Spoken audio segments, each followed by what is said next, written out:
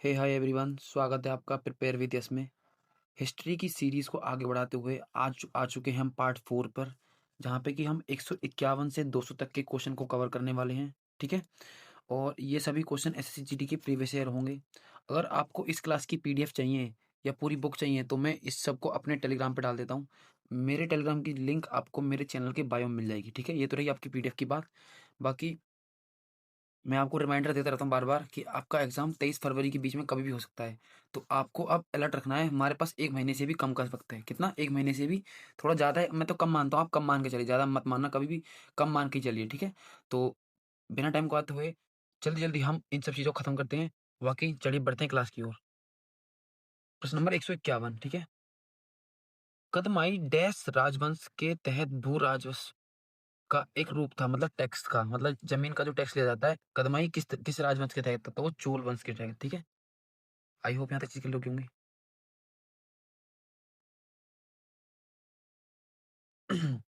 कदमाई जिसे कदमे चोल राजवंश के तहत भू राजस्व का एक रूप था। विजयालय जो कि 850 से 871 ईसा को चोल साम्राज्य का संस्थापक माना जाता है। इस साम्राज्य का अंतिम शासक राजेंद्र तृतीय था। कौन था? राजेंद्र तृतीय था। और वास्तविक संस्थापक कौन था इसका? वास्तविक संस्थापक था इसका विजयालय चोल। ठीक है, विजयालय चोल। आई होप यहाँ तक चीज क्लियर होगी। नेक्स्ट बढ़ते हैं क्वेश्चन नंबर 152 पे। अरब आक्रमणकारी मोहम्मद बिन कासिम के आक्रमण के समय सिंध पर राजा कौन था? तो राजा दाहिर था, ये तो सबको पता होगा। कौन था? राजा दाहिर था, ठीक है। इसने आक्रमण कब किया था? 1711 से 12 ईसा पूर्व में। मोहम्मद बिन कासिम के नेतृत्व में प्रथम सफल मुस्लिम आक्रमण भारत पर हुआ था। इस आक्रमण के समय सिंध पर दाहिर का शासन था। किसका था? दाहिर का था। और कब हुआ था? 1711 से 1712 ईसा पूर्व, ठीक है। और ये प्रथम सफल मुस्लिम आक्रमण था, ठीक है, भारत पर। आई होप यहाँ तक की चीजें क्लियर होगी। नेक्स्ट बढ़ते हैं क्वेश्चन नंबर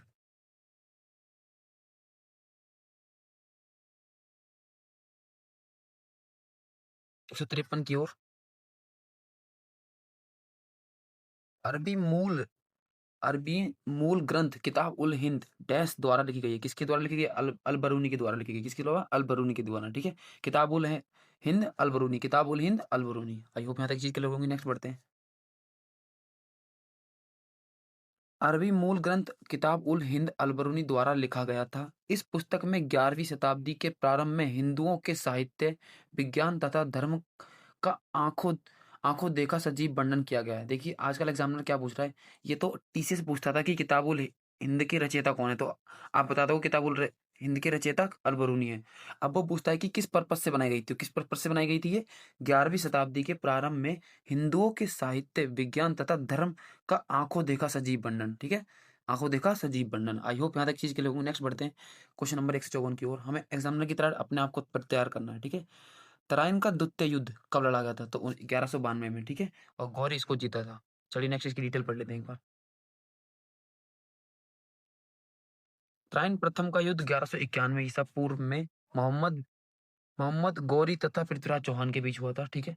और परिणाम में पृथ्वीराज चौहान जीते थे, ठीक है। और तराइन द्वितीय 1192 में, और मोहम्मद गौरी तथा पृथ्वीराज चौहान के मध्य, और परिणाम में मोहम्मद गौरी जीता था, ठीक है। तो पहला कौन जीते थे? पृथ्वीराज चौहान, और दूसरा मोहम्मद गौरी। आई होप यहाँ तक किसी के लोग। नेक्स्ट बढ़ते हैं क्वेश्चन नंबर 155 की ओर। दीवान ए अर्ज दिल्ली सल्तनत के अधीन डैश का एक विभाग था। तो किसका था? एक सैन्य विभाग था, ठीक है। किसका विभाग था? तो सैन्य विभाग था, ठीक है। दीवान ए अर्ज विभाग की स्थापना बलबन ने की थी, और इस विभाग का अध्यक्ष आरिज ए मुमालिक कहते हैं, मुमालिक कहते थे। जो इस विभाग का अध्यक्ष था, इसको आरिज ए मुमालिक कहते थे। देखिए जो दिल्ली सल्तनत के सारे सारे वो ये विभाग हैं, इनका जो प्रमुख होता है वो लास्ट से मुमालिक से जरूर एंड होगा, ठीक है। तो इससे एक ट्रिक बना सकते हैं हम। जब आप कोई एक क्वेश्चन आएगा तो मैं आपको वहां से अच्छे से समझाऊंगा, ठीक है। और इस जो क्वेश्चन आया है इसको हम ऐसे याद कर सकते हैं। देखिए उस टाइम पर सबसे ज्यादा खर्च किस पे करना पड़ता था? अपनी सेना पे, क्योंकि हमको अपने आप को शक्तिशाली रखना है और लोगों से, क्योंकि उस टाइम पे जो जितना पावरफुल होगा उसकी ज्यादा मतलब बोलाबाली होती थी, ठीक है। तो अर्ज मतलब एक अर्ज का मतलब ही होता है खर्च करना। अर्ज मतलब खर्च करना। तो खर्च किस पे किया जाता है? सेना पे। तो ये दीवान ए अर्ज किससे रिलेटेड है? सेना से, ठीक है, सेना सेवा से, ठीक है। तो दीवान ए अर्ज सैन्य सेवा से, क्योंकि अर्ज का मतलब भी खर्च करना होता है। और खर्च किस पे किया जाता है उस टाइम पे? उस टाइम पे खर्च सेनाओं पे खर्च किया जाता है, ठीक है। नेक्स्ट बढ़ते हैं।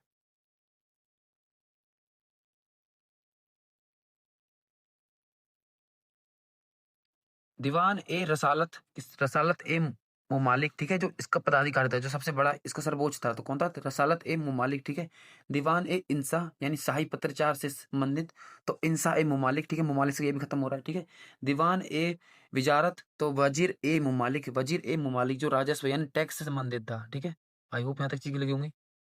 मतलब लगभग सारे मुमालिक से ही जो उसके प्रमुख थे मुमालिक से एंड होते थे, ठीक है। निम्नलिखित में से किन वर्षों के दौरान कुतुबुद्दीन ऐबक ने शासन किया था? तो किसने? 1206 से 1210 तक, ठीक है, केवल 4 वर्ष का शासन काल था इसका, ठीक है। नेक्स्ट बढ़ते हैं, इंपॉर्टेंट नोट्स पढ़ लेते हैं। कुतुबुद्दीन ऐबक के शासन काल की अवधि 1206-10 ईसा तक थी। कुतुबुद्दीन ऐबक की राजधानी लाहौर थी, इंपॉर्टेंट मार्क करेंगे, लाहौर थी, ठीक है। और ऐबक का अर्थ क्या है? चंद्रमा का स्वामी, ठीक है, चंद्रमा का स्वामी, इंपॉर्टेंट मार्क करेंगे। ऐबक का अर्थ है चंद्रमा का स्वामी। होप यहाँ तक चीज के लोग होंगी।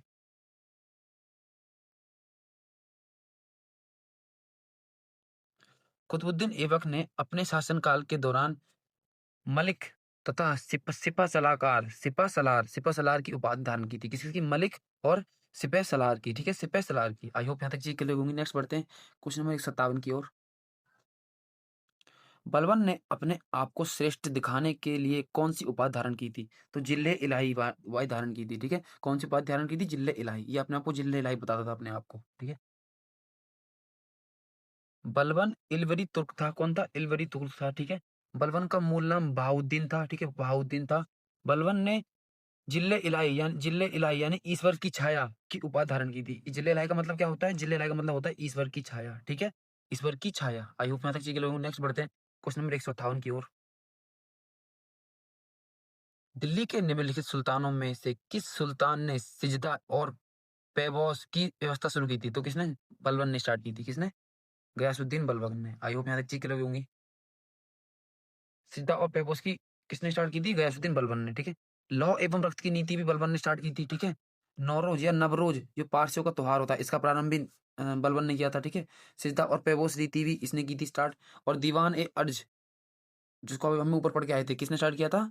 बलबन ने किया था, ठीक है। और तुर्क चहलगानी या चालीसा का दमन इसने किया था। और स्टार्ट किसने की थी? स्टार्ट की थी इल्तुतमिश ने, ठीक है, जिसमें 40 तुर्क रहते थे, ठीक है, 40 अमीर तुर्क रहते थे। और इसको खत्म किसने किया था? बलबन ने किया था। आई होप यहाँ तक चीज क्लियर होगी।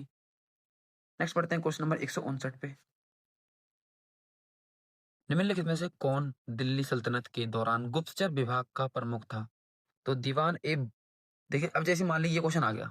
अब आप क्वेश्चन आया दिल्ली सल्तनत के दौरान गुप्तचर विभाग का प्रमुख कौन था? तो मैंने क्या बताया था कि मुमालिक ही ज्यादातर इनके एंड होते थे। तो सिर्फ एक में ही मुमालिक है जो खत्म हो रहा मुमालिक से, तो बरीद ए मुमालिक आप ऐसे भी कर सकते थे अगर आप एग्जाम में उस टाइम होते तो, ठीक है। नेक्स्ट इसके बारे में देख लेते हैं। गुप्तचर विभाग का प्रमुख बरीद ए मुमालिक और दीवान ए इंसा शाही पत्राचार यानी शाही सचिवालय से संबंधित था।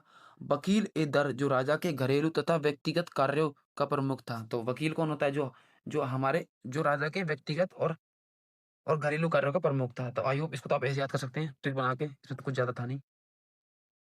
दीवान ए अमीर कोई कृषि से संबंधित विभाग, ठीक है। और अमीर ए दाद सुल्तान की अनुपस्थिति में मजलिस की अध्यक्षता, मतलब मजलिस की अध्यक्षता करते थे जो अमीर ए दाद होते थे। तो सुल्तान की उपस्थिति में दाद का जब जब सुल्तान को दाद हो जाएगा, सुल्तान को दाद हो जाएगा तो वो अनुपस्थित हो जाएगा, ठीक है। और उसकी जो मजलिस है उसकी अध्यक्षता करते थे ये, ठीक है, अमीर ए दाद। आई होप यहाँ तक चीज क्लियर होगी। नेक्स्ट बढ़ते हैं क्वेश्चन नंबर 160 की ओर।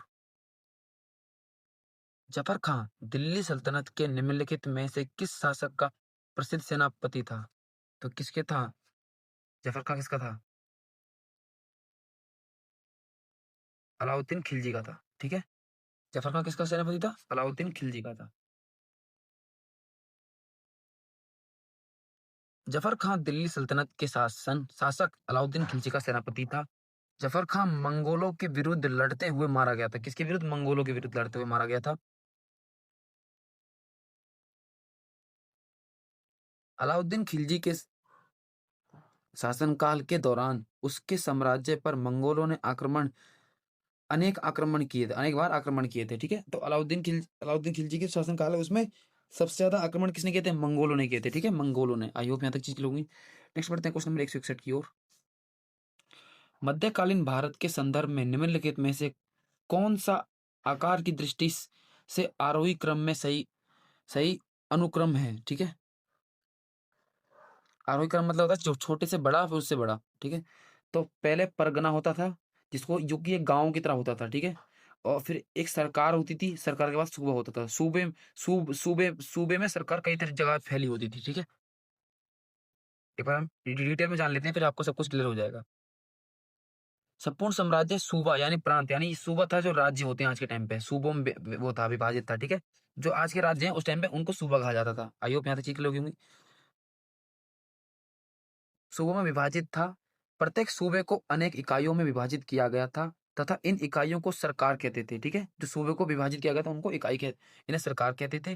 और प्रत्येक सरकार को परगना में विभाजित किया गया था। परगनों के अंतर्गत ग्राम होते थे। ठीक है, परगनों के अंदर कौन होते थे? गांव होते थे। आई होप यहाँ तक चीज क्लियर होगी होंगी। अंततः इसका क्या बनेगा? परगना, सरकार और सूबा। सही क्रम ये बनेगा। बहुत इजी क्वेश्चन आ गया।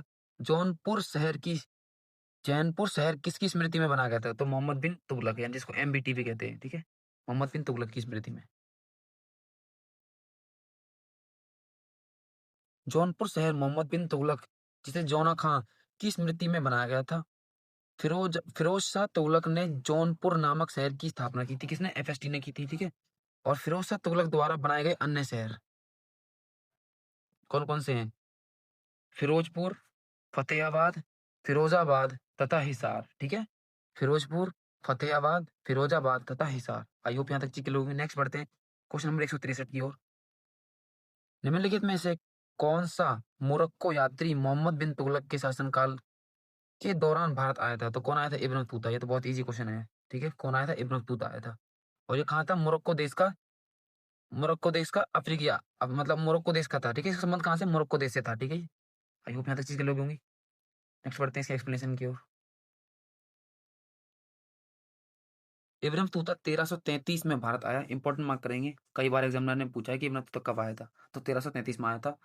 मोहम्मद बिन तुगलक ने इब्राहिम बतूता को दिल्ली का काजी नियुक्त किया था। क्या किया था? दिल्ली का काजी नियुक्त किया था। किसने? एमबीटी ने। ठीक है, इब्न बतूता ने अपनी पुस्तक किताब उल रहला, अब आपसे पूछ लिया जाएगा कि इब्न बतूता की पुस्तक का नाम क्या था, तो क्या था वो? किताब उल रहला था। कौन था? किताब उल रहला। इंपॉर्टेंट मार्क करेंगे।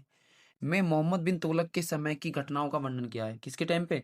एमबीटी के टाइम की। ठीक है, एमबीटी के टाइम की घटनाओं का वर्णन किया है। क्वेश्चन नंबर 164 की ओर बढ़ते हैं।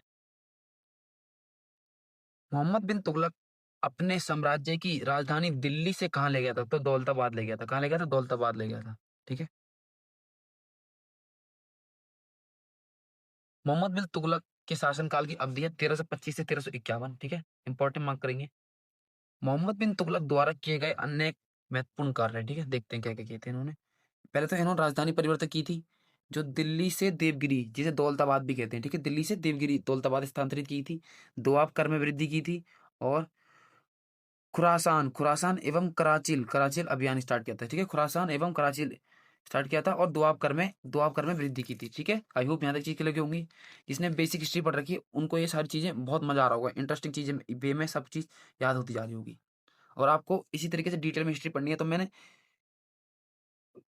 येलो बुक की कंप्लीट हिस्ट्री मैंने अपने चैनल पे पढ़ा रखी है, उसकी प्लेलिस्ट बना रखी है। अगर वहां से पढ़ेंगे आप तो आप इन सब चीजों को डिटेल में जान पाएंगे, जो कि मैं यहाँ नहीं बता पाता समय की पाबंदी के हिसाब से। ठीक है, क्योंकि हमें रिवीजन करनी है और हमारा एग्जाम पास है, तो मैं चीजों को फटाफट निपेटता हूँ, जिससे कि अगर मैं सोचता हूँ कि आपका कम से कम बेसिक तो क्लियर होगा। ठीक है, तो अगर आपको किसी को करनी है तो येलो बुक की मैंने कंप्लीट हिस्ट्री करा रखी है, मेरे चैनल प्ले लिस्ट बना रखी है, या सर्च करोगे yellow book by prepare with yes तो आपको मिल जाएगी। ठीक है, आई होप। नेक्स्ट पढ़ते हैं क्वेश्चन नंबर 165 की ओर। तारीख ए फिरोज शाही के लेखक कौन थे? तो जयासुद्दीन बरनी थे। ठीक है, जयाउद्दीन बरनी थे। ठीक है, तारीख ए फिरोज शाही,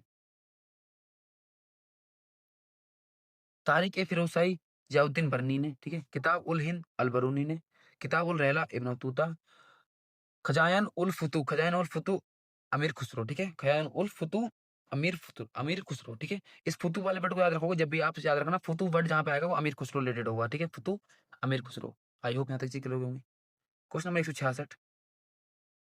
ब्राह्मणों पर जजिया कर सर्वप्रथम किसने लगाया था? तो किसने लगाया था? गयासुद्दीन बरनबल ने लगाया था। सॉरी, एफएसटी ने लगाया था। ठीक है, फिरोज शाह तुगलक ने लगाया था। फिरोज शाह तुगलक ने लगाया था। ठीक है, ब्राह्मणों पर जजिया कर लगाने वाला प्रथम मुस्लिम शासक फिरोज शाह तुगलक था। और जजिया कर होता क्या है, ये गैर मुस्लिमों पर लगता था, जो लोग मुस्लिम नहीं थे उन पे लगता था, ठीक है। तो ब्राह्मणों पे लगाया जाता था, ठीक है। नहीं, गैर मुस्लिम पे लगता था, लेकिन ब्राह्मणों पे तो इसने लगाया था, ठीक है। आई होप यहाँ तक चीज क्लियर होगी होंगी। फिरोज शाह तुगलक ने अपने शासनकाल में निम्न 4 प्रकार के कर जारी किए थे। जजिया कर, जकात कर होता है दान दान से संबंधित, खराज कर भूमि से संबंधित, और खुम्स कर युद्ध से संबंधित, ठीक है। खुम्स कर युद्ध से संबंधित, खुम्स को तो आप याद कर सकते हैं, खुंदक खुंदक होता है, खुदा खुंदक से युद्ध हो जाता है, तो खुम्स कर युद्ध से, ठीक है। और खराज भूमि से, और जकात दान से, ठीक है, जकात दान से। आई होप यहाँ तक चीज के लोग। नेक्स्ट बढ़ते हैं 167 की ओर। कुतुब मीनार की 5वीं मंजिल का निर्माण किसने कराया था? तो ये भी अलाउद्दीन, वो ये भी फिरोज शाह तुगलक ने ही कराया था, ठीक है। तो किसने कराया था? फिरोज शाह तुगलक ने कराया था, ठीक है। कुतुब मीनार की 5वीं मंजिल का निर्माण फिरोज शाह तुगलक ने कराया था, ठीक है। अब इसके अन्य निर्माण भी देख लेते हैं, इसने क्या और क्या बनवाया था। तो कुस्क ए शिकार महल की स्थापना की थी, कहाँ था, कहाँ पे? दिल्ली में, ठीक है। गुजरी महल और हिसार, हिसार हरियाणा, ठीक है। गुजरी महल जो कि हिसार हरियाणा में है, और हिसार ए फिरोज शाह जो कि हिसार हरियाणा में है, हिसार ए फिरोज शाह जो कि हिसार हरियाणा में है। तो इससे रिलेटेड बात रखना है आपको कि फिरोज शाह तुगलक से हिसार वर्ड आपको काफी बार सुनने को मिला है, ठीक है। तो हिसार ए फिरोज शाह कहाँ पर है? हिसार हरियाणा में। और गुजरी महल कहाँ पर है? हिसार हरियाणा में। आई होप यहाँ तक चीज लोग। नेक्स्ट बढ़ते हैं क्वेश्चन नंबर 168 की ओर। तैमूर के आक्रमण के समय दिल्ली सुल्तान कौन था? तो कौन था? नसीरुद्दीन महमूद था, ठीक है। नसीरुद्दीन महमूद था, ठीक है। वर्ष 1398 में दिल्ली पर तैमूर के आक्रमण के समय दिल्ली का सुल्तान नसीरुद्दीन महमूद था। कौन था? नसीरुद्दीन महमूद था। तैमूर द्वारा किए गए इस आक्रमण के फलस्वरूप तुगलक वंश नष्ट हो गया था। क्या हुआ था? तुगलक वंश खत्म हो गया था। आई होप यहाँ तक अच्छे लोग होंगे। नेक्स्ट बढ़ते हैं क्वेश्चन नंबर 169 की ओर। फारसी दूत अब्दुल रज्जाक किसके शासनकाल में विजयनगर आया था? मतलब फारसी दूत अब्दुल रज्जाक किसके शासनकाल में विजयनगर आया था? तो देवराय द्वितीय का आया था, ठीक है। देवराय द्वितीय के शासनकाल में आया था, ठीक है। बढ़ते हैं इनकी एक्सप्लेनेशन की ओर। फारसी दूत अब्दुल रज्जाक देवराय द्वितीय के शासनकाल में विजयनगर आया, ठीक है। फारसी दूत अब्दुल रज्जाक विजयनगर साम्राज्य की गणना विश्व के सर्वाधिक भव्य सुंदर नगरों में करता था, ठीक है। जो ये अब्दुल रज्जाक था, जो विजयनगर साम्राज्य की तुलना किससे करता था? विश्व के सर्वाधिक भव्य सुंदर और नगरों से करता था, ठीक है। आई होप यहाँ तक चीज लोगों की। नेक्स्ट बढ़ते हैं। देवराय द्वितीय संगम वंश का सबसे महान शासक था। संगम वंश कहाँ पर राज शासन करता था? दक्षिण भारत में, ठीक है। संगम वंश कहाँ पर करता था? दक्षिण भारत में, ठीक है। आई होप यहाँ तक चीज लोगों। नेक्स्ट बढ़ते हैं क्वेश्चन नंबर 170 की ओर। कृष्णदेव राय ने तेलुगु में डैश पर एक कृति की रचना की, जिसे अमुक्त माल्यद के नाम से जाना जाता है। किसके? अमुक्त माल्यद के नाम से जाना जाता है। तो शासन कला थी वो। कौन सी थी? शासन कला थी, ठीक है। अमुक्त माल्यद कृष्णदेव राय द्वारा तेलुगु भाषा में रचित थी। किस भाषा में थी? तेलुगु भाषा में थी। और अमुक्त माल्यद कौटिल्य द्वारा रचित अर्थशास्त्र के समान राज्य व्यवस्था पर आधारित थी, ठीक है। जो कौटिल्य की अर्थशास्त्र वो थी, जो कि पॉलिटी पे मतलब कि शासन उस बताती थी, उस तरीके के ये भी अमुक्त माल्यद ये भी उसी तरह के राज्य व्यवस्था से संबंधित थी। आई होप यहाँ तक चीज क्लियर होगी। नेक्स्ट बढ़ते हैं क्वेश्चन नंबर 171 की ओर। कृष्णदेव राय के दरबार में अष्टदिग्गज कौन थे? तो अष्टदिग्गज कौन थे? ये आठ आठ तेलुगु कवि थे। तेलुगु थे या तमिल थे, आप बताइए। तो 8 तेलुगु कवि थे, ठीक है। तो कृष्णदेव राय के दरबार में अष्टदिग्गज 8 तेलुगु कवि थे, ठीक है। अष्टदिग्गज यानी 8 तेलुगु कवियों में पेड्डाना प्रमुख थे। कौन थे? पेड्डाना पर प्रमुख थे, ठीक है। और कृष्णदेव राय के शासनकाल को तेलुगु साहित्य का स्वर्ण युग भी कहा जाता है, ठीक है। तेलुगु कृष्णदेव राय शासनकाल को, ये सबसे इंपॉर्टेंट पॉइंट है, इसको मार्क करना, ठीक है। क्या कहा जाता है? तेलुगु साहित्य का स्वर्ण युग भी कहा जाता है। आई होप यहाँ तक चीज के लोगों। नेक्स्ट बढ़ते हैं क्वेश्चन नंबर 172 की ओर। सबसे इजी क्वेश्चन आ गया। सिकंदर लोधी ने निम्नलिखित में से किस वर्ष आगरा की स्थापना की थी? 1504 में की थी, ठीक है। और 1506 में इसने अपनी राजधानी बना लिया था इसको।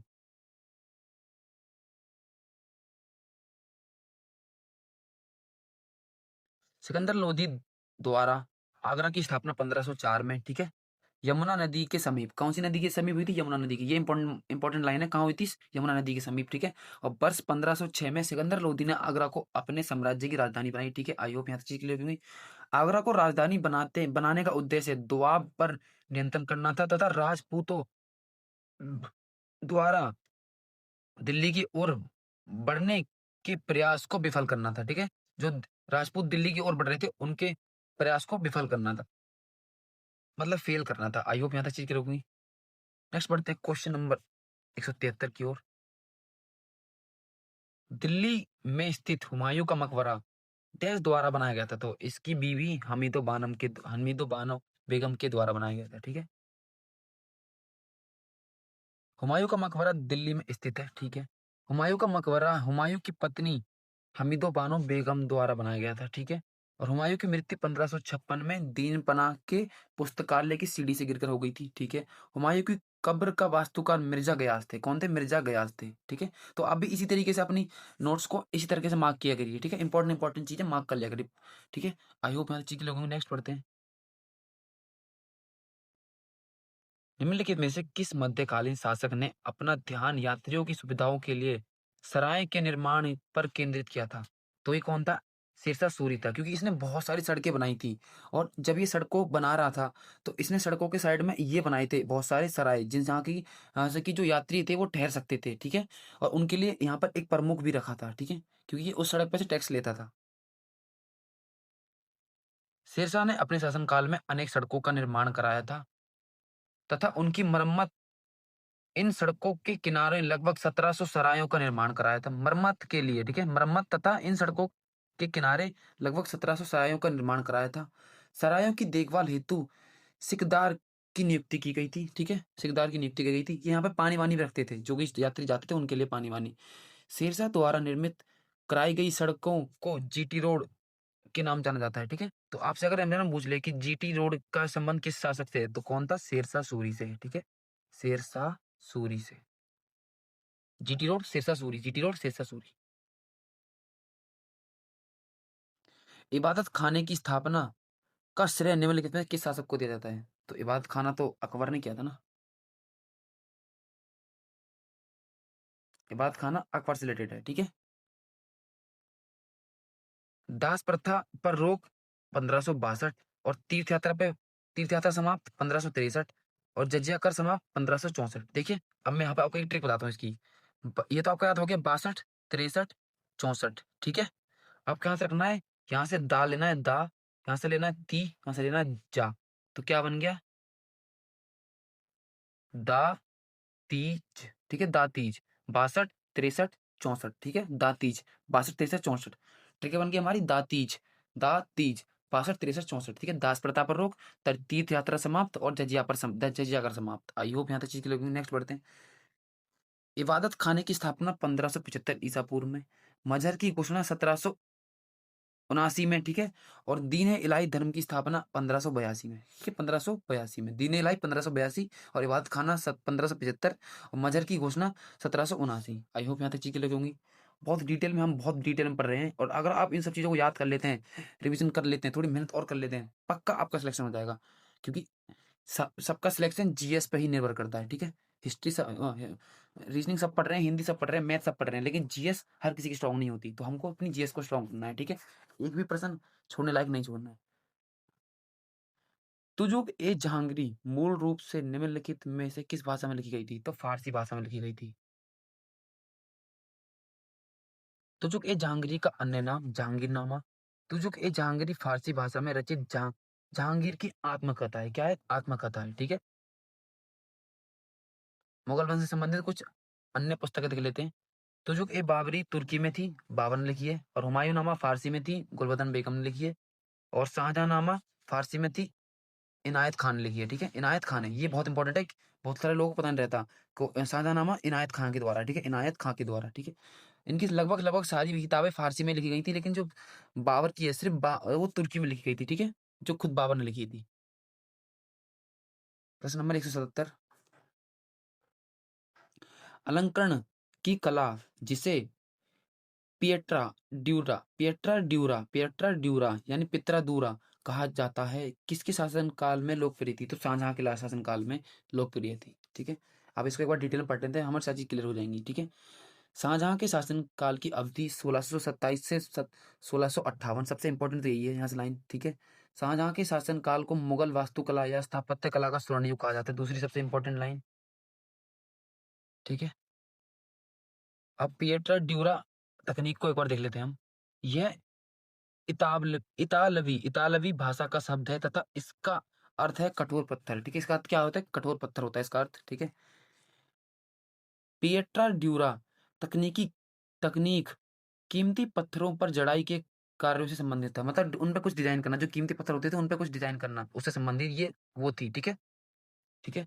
एतमाद-दौला के मकबरे में सर्वप्रथम पिएटर डूरा की तकनीक का प्रयोग किया गया था, ठीक है? एतमाद-दौला के मकबरे में, ठीक है? एतमाद-दौला के सबसे पहले उसमें स्टार्ट किया गया था, ठीक है? बढ़ते हैं क्वेश्चन नंबर 178 की ओर। निम्नलिखित में से किस मुगल सम्राट को शाह-ए-बेखबर के उपनाम से जाना जाता है? तो शाह-ए-बेखबर किसे जाना जाता है? बहादुर शाह प्रथम को, ठीक है? आंसर इसका बहादुर शाह प्रथम।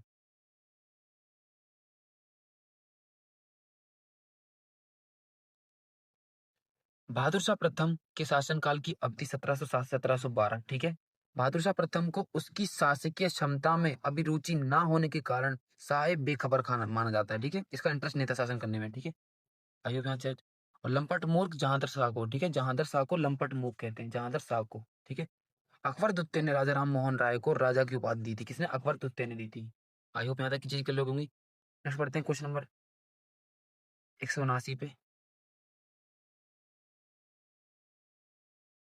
भारत में यूरोपियों भारत में भारत में व्यापारिक शक्तियों के आगमन का क्रम निम्नलिखित में से कौन सा है? तो सबसे पहले तो पुर्तगाली आए थे, ठीक है? फिर उसके बाद डच आए थे। तो कौन-कौन है? पहले पुर्तगाली आए थे, फिर डच आए थे, फिर अंग्रेज, फिर डैन, फिर फ्रांसीसी, ठीक है? आई होप यहाँ से क्लियर होंगी। ये तो बहुत बेसिक है ये सब चीज़ें, तो आपको तो पता होंगी, लगभग लगभग बच्चों को पता होंगी, ठीक है? भारत में यूरोपियों व्यापारिक शक्तियों के आगमन का क्रम पुर्तगाली, डच, अंग्रेज, डैन, फ्रांसीसी, ठीक है?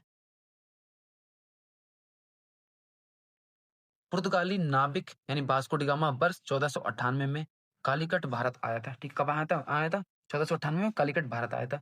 भारत में प्रथम पुर्तगाली वायसराय तथा ब्लू वाटर नीति से संबंधित फ्रांसिस्को डी अल्मीडा था, ठीक है? कौन था? फ्रांसिस डी अल्मीडा था। ब्लू वाटर पॉलिसी क्या थी? ये लोग जिस पानी की समुद्र की खोज करके आए थे, वहां पर इन्होंने कब्जा कर लिया था, वहां पर से किसी और को नहीं आने देते, उन्होंने यहाँ वहां पे इन्होंने ब्लू वाटर पॉलिसी लगा दी थी, ठीक है? आई होप यहाँ तक चीज क्लियर होंगी। भारत में पुर्तगाली शक्ति का वास्तविक संस्थापक अल्फ्रांसो डी अल्बुकर्क था। कौन था? अल्फ्रांसो डी अल्बुकर्क था, ठीक है? और ब्लू वाटर किसने की थी? फ्रांसिस्को डी अल्मीडा ने, ठीक है? आई होप यहाँ तक चीज क्लियर होंगी। नेक्स्ट बढ़ते हैं क्वेश्चन नंबर 180 की ओर। भारत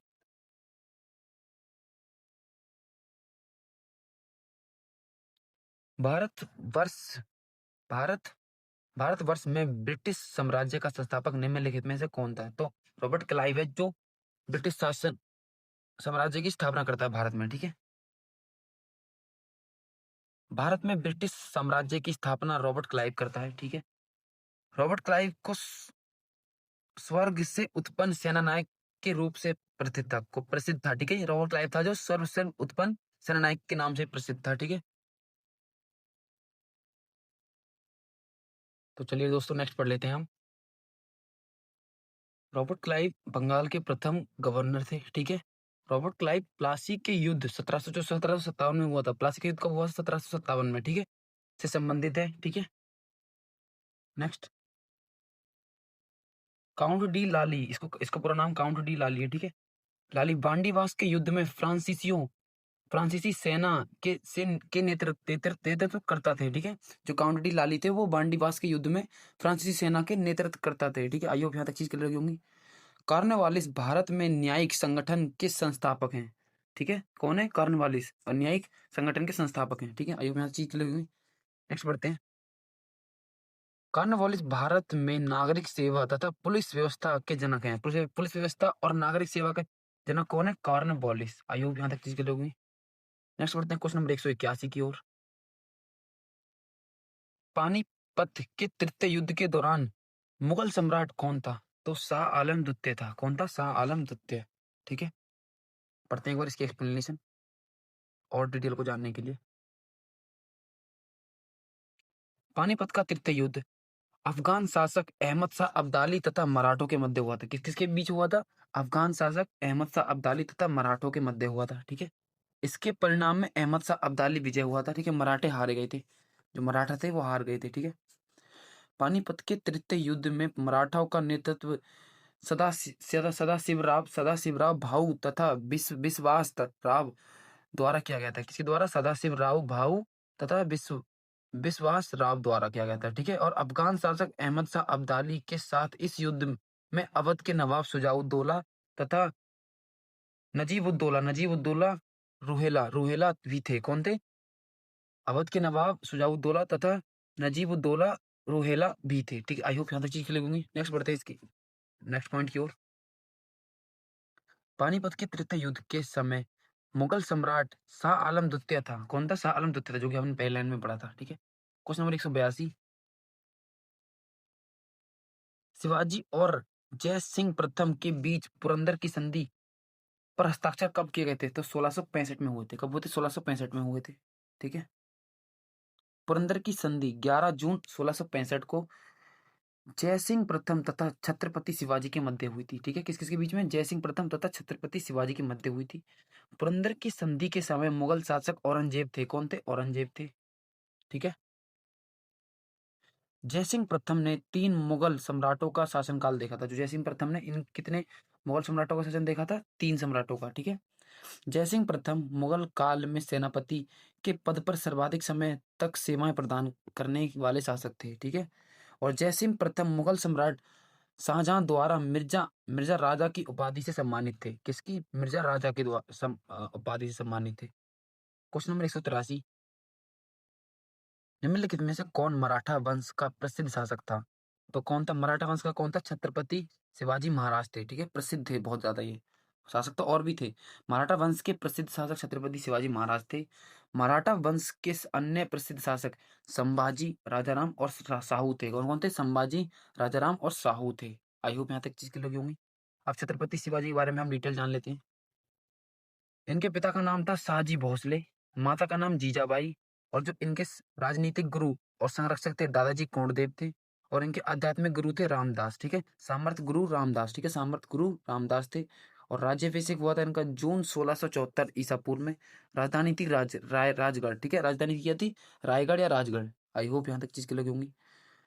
इनकी मृत्यु होती है 1680 ईसा पूर्व रायगढ़ में, जहां इनकी राजधानी थी। ठीक है, नोट, शिवाजी के मंत्रिमंडल यानी प्रशासन के अंतर्गत 8 मंत्री या अष्टप्रधान होते थे। कितने होते थे? अष्टप्रधान होते थे। आई होप यहाँ तक चीज लगी होगी।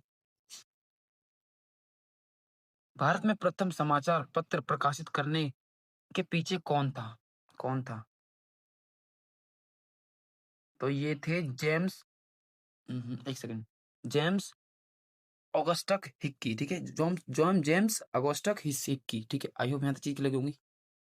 और भारत का पहला समाचार पत्र कौन सा था?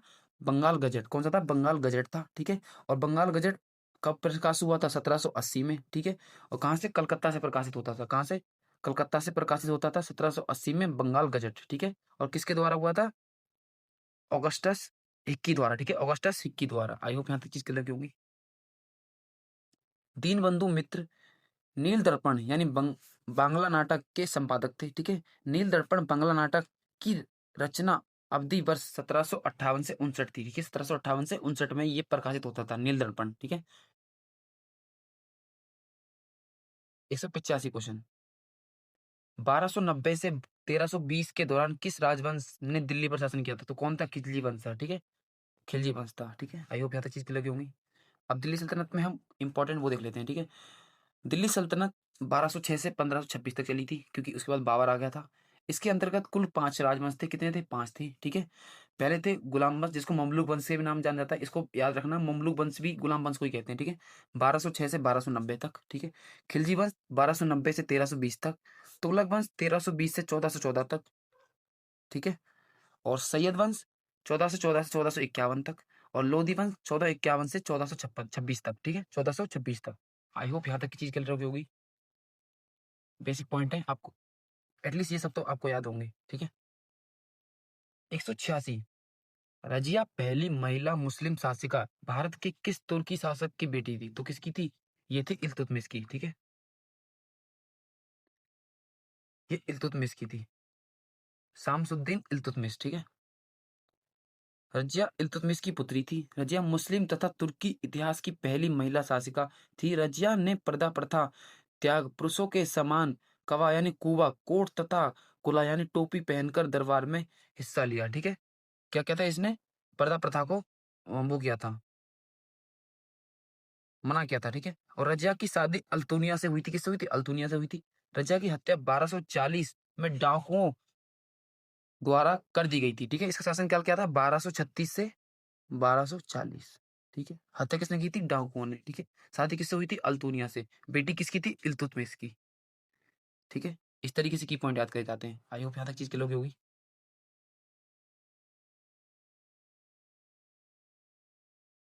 नेक्स्ट क्वेश्चन पढ़ते हैं। मोट की मस्जिद डैश शासन काल में बनवाई गई थी? तो किसके शासन काल में बनवाई गई थी मोट की मस्जिद? तो सिकंदर लोदी के शासनकाल में मोट की मस्जिद का निर्माण किया गया था। ठीक है, मोट की मस्जिद दिल्ली में स्थित है। कहाँ स्थित है? दिल्ली में स्थित है।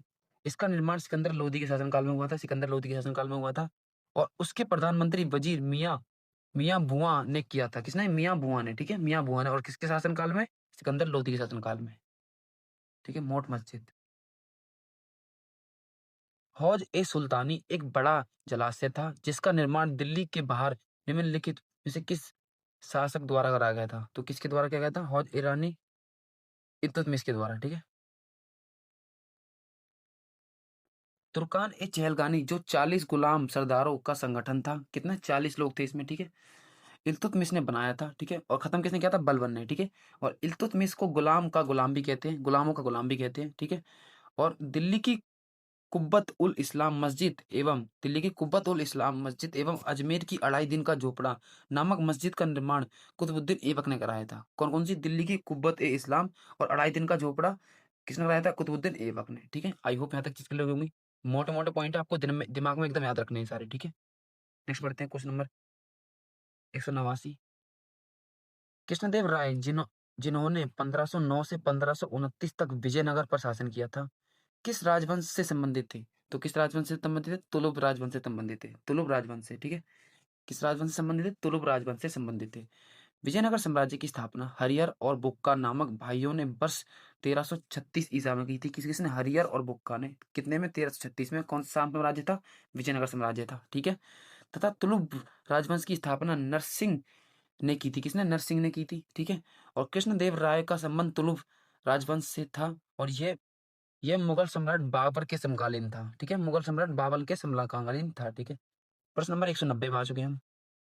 डैश में बाबर ने पानीपत में इब्राहिम लोदी को हराया था 1526 में, क्योंकि 1526 तक दिल्ली सल्तनत का चली थी।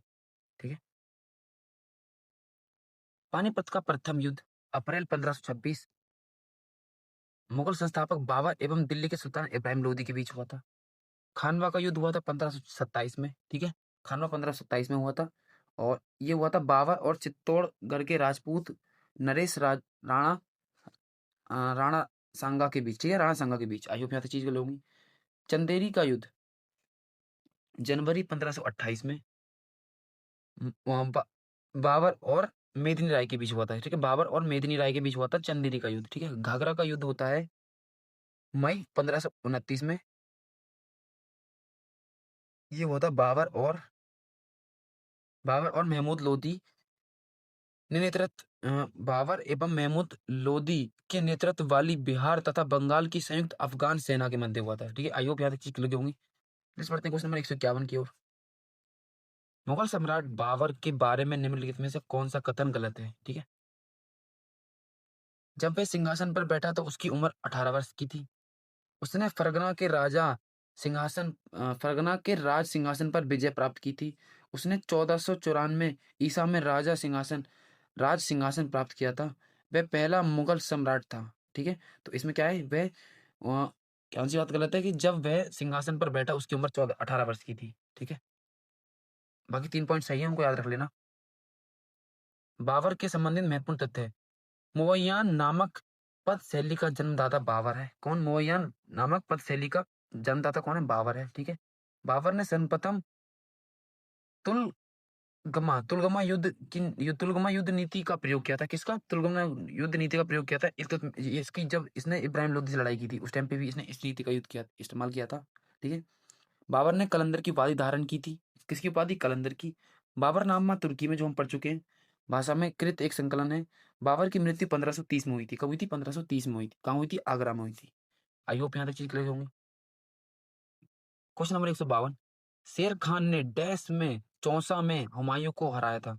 तो 1539 में, ठीक है। शेर खान, शेरशाह सूरी ने 1539 में अ, उसको हराया था, ठीक है। नदी कौन सी थी? कर्मनाशा नदी थी, ठीक है। तो शेरशाह सूरी से संबंधित महत्वपूर्ण बातें, भारत में राजवंश का संस्थापक था शेरशाह सूरी, ठीक है।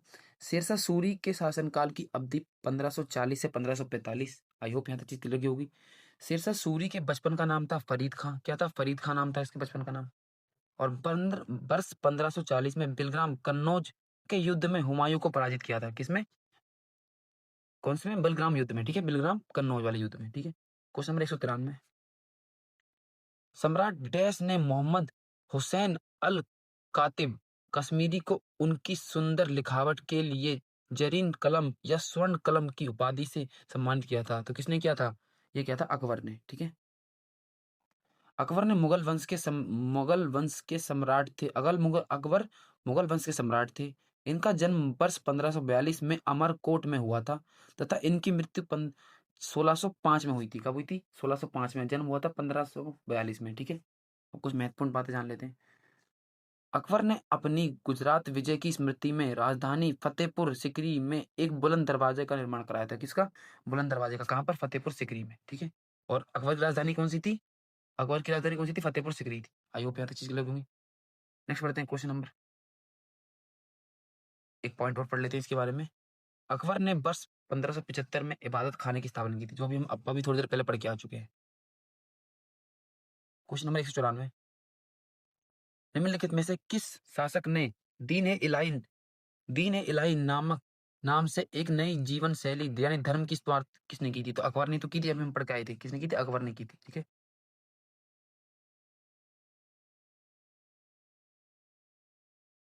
वर्ष 1582 में स्थापित इस धर्म में सभी धर्मों के मूल तत्व एवं विचारों को सम्मिलित किया गया था, ठीक है।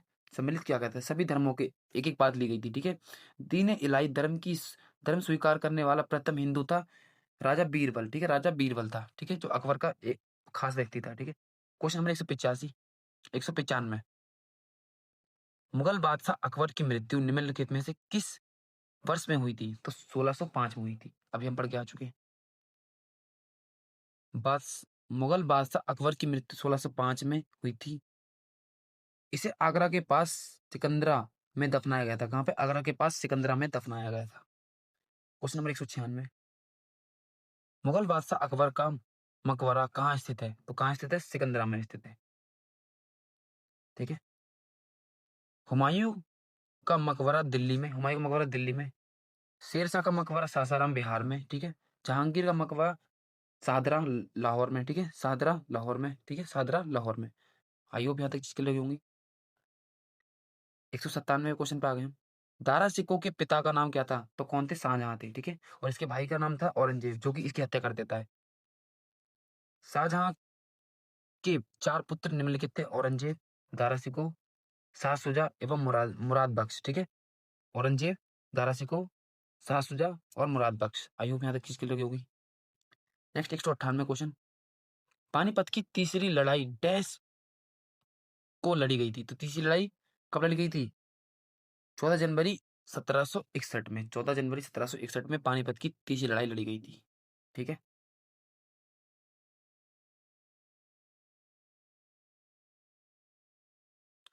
पानीपत की तीसरी लड़ाई 14 जनवरी 1761 में हुई थी, ठीक है।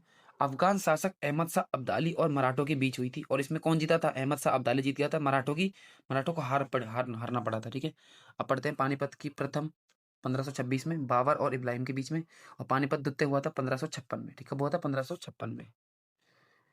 आज की क्लास का सेकंड लास्ट क्वेश्चन, आगरा की आगरा की मोती मस्जिद किस मुगल शासक से संबंधित है? तो शाहजहां से संबंधित है। आगरा की मोती मस्जिद किससे संबंधित है? शाहजहां से, ठीक है। जामा मस्जिद फतेहपुर सिकरी में अकबर ने बनाई थी। मोती महल दिल्ली में शाहजहां ने बनाया था। दीनपना भवन हुमायूं ने, जिसकी इससे ही गिनती थी, इसकी मृत्यु मृत्यु हो गई थी। मोती मस्जिद लाल किले के अंदर दिल्ली में औरंगजेब ने बनाई थी। ठीक है। और दीवान ए आम और दीवान ए खास लाल किले के अंदर जो दिल्ली में है वो शाहजहां ने बनाया था। ठीक है। दीवान ए आम और दीवान ए खास। आज की क्लास का लास्ट क्वेश्चन। मराठा साम्राज्य के संस्थापक राजा शिवाजी को किस स्थान पर छत्रपति के खिताब से सम्मानित किया गया था? तो किस जगह पे सम्मानित किया गया था? रायगढ़ में। ठीक है। जो इनकी राजधानी भी थी। शिवाजी का राज्याभिषेक जून 1674 ईसा पूर्व में रायगढ़ के किले में हुआ था। कहाँ हुआ था? रायगढ़ के किले में हुआ था। इस अवसर पर शिवाजी ने छत्रपति की उपाधि धारण की थी। ठीक है। तो दोस्तों आज की क्लास यहीं तक थी। कैसी लगी क्लास कमेंट में जरूर बताना। और धीरे धीरे हम हिस्ट्री को बहुत जल्द खत्म कर देंगे। कम से कम 3 क्लास में हम हिस्ट्री खत्म कर देंगे। इसके बाद हम पॉलिटी को स्टार्ट कर देंगे। और बहुत जल्द हम इस बुक के कम से कम 50% पार्ट को बहुत जल्द समाप्त करने की ट्राई करेंगे। ठीक है। और 23 फरवरी को हमारा एग्जाम है। हमें ये दिमाग में बात रखनी है। टेबल पे हमें टेबल पे 23 तारीख फरवरी तक की काउंटिंग लिखनी नहीं है। और हमको एक दिन काटना है। और हर जो दूसरा दिन जैसे ही काटने का हो उससे पहले अपने आप से पूछना है कि आज सच में मैंने इतना पढ़ा जितना मुझे पढ़ना चाहिए था। ठीक है। क्योंकि पढ़ तो सब रहे लेकिन पढ़ कोई नहीं रहा। इस बात को थोड़ा गहराई में समझिएगा। बाकी कैसी लगी क्लास मुझे कमेंट जरूर बताना। मैं जल्द से जल्द ट्राई कर रहा हूँ आपको हिंदी भी करा दूं और ये सब भी करा दूं। ठीक है। बाकी जब तक के लिए अपना ध्यान रखें, पढ़ते रहें। अगर एक एक नौकरी आपके घर के हालात को बदल सकती है, क्योंकि आप एक एग्जाम्पल सेट करेंगे। क्योंकि एग्जाम्पल कैसे? अगर आप सिलेक्शन ले लेते हैं 50 साल के बाद भी कोई बोलेगा ना कि हमारा लड़का हमारे उनका लड़का उसमें था पुलिस में, तो आप सबके लिए एक एग्जाम्पल सेट करेंगे। सरकारी नौकरी लेना ही मत इसका मतलब ये नहीं है। इसका मतलब ये नहीं है कि आपने सरकारी नौकरी लेनी। आप एक एग्जाम्पल सेट करके जाएंगे तो ठीक है। हम इस दुनिया में आए हैं तो हमें कुछ अलग करके जाना है। आई होप यहाँ तक चीज़ें क्लियर हुई होंगी। बाकी क्लास कैसी लगी मुझे कमेंट में जरूर बता देना। जब तक के लिए ख्याल रखें, अपना ध्यान रखें, पढ़ते रहें। धन्यवाद।